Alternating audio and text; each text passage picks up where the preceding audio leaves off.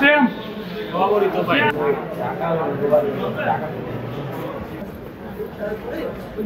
মারুলে ছিল তোর শরীরে ময়লা ময়লা লাগছিল, তো ময়লা পরিষ্কার করার জন্য আর কি নামছিল। তো নামার পর স্রোত ছিল অনেক, তো আর কি কি করতে পারেনি। তো ওরা দেখা দেখি তামিম আর আজমির ওরা দুজন ঝাঁপ দিল। ঝাঁপ দেওয়ার পর আজমিরের কোনো রকম উঠে আসছে, আর তামিম আর মানুষের উঠতে পারেনি। দুজন হচ্ছে আমাদের কলেজের 11তম ব্যাচের শিক্ষার্থী, কলেজে পড়াশোনা করতো। তো আজকে ক্যাম্পাসে খেলছে, খেলার পরে গোসল করতে আসছে। গোসল করতে আসার সময় 6 জন আসছিল। মানে দলার মোড়ে করে দিয়ে গেছিল। তো আসার পরে হচ্ছে 2 জন হচ্ছে পড়ে যায় পানিতে। বাঁচানোর চেষ্টা করছি 4 জনকে, কিন্তু বাঁচানো পারেনি। পরে হচ্ছে জীবন নিয়ে কল করে ফায়ার সার্ভিস, পুলিশ, রাষ্ট্রীয় পুলিশ উদ্ধার করছে।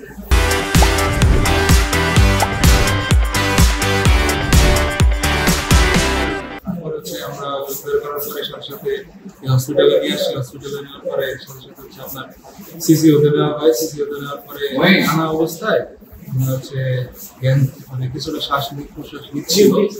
সিপিআর, তারপরে হচ্ছে মাউথে ই করা হয়েছে, নিঃশ্বাস দেওয়া হয়েছে। তো তারপরে লাইফ সাপোর্ট পর্যন্ত হয়তো গেছিল, কারণ আমি সেখানে ডাক্তাররা অনেকক্ষণ প্রায় আধা ঘন্টা 45 মিনিটের পর্যন্ত সিসিওতে ছিল। তারপরে এক পর্যায়ে যখন ডাক্তার আসে ছেড়ে দিচ্ছে, দেখছে কিছু নাই, ইসিজি করা হয়েছে বারবার। তারপরে হচ্ছে মৃত বসে স্টুডেন্টকে গোসল করতে এসে খুঁজে পাওয়া যাচ্ছে। তখন আমি তৎক্ষণাৎ ধলামুড়ে আসি। ধলামুড়ে আসার পরে দেখি যে 6জন স্টুডেন্ট করে ইঞ্জিনিয়ারিং স্টুডেন্ট, তারা গোসল করতে আসে 3 কোটি টাকা দিল।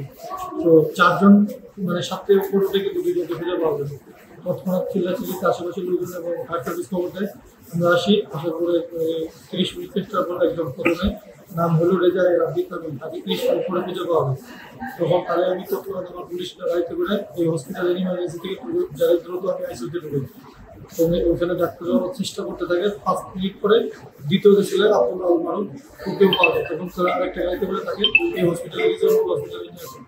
আসার পর 2 জনকে ডাক্তাররা সর্বোচ্চ চেষ্টা করে বাঁচানো, কিন্তু চেষ্টা করে দেখা যায় ডাক্তার তাদের জীবিত ঘোষণা করে।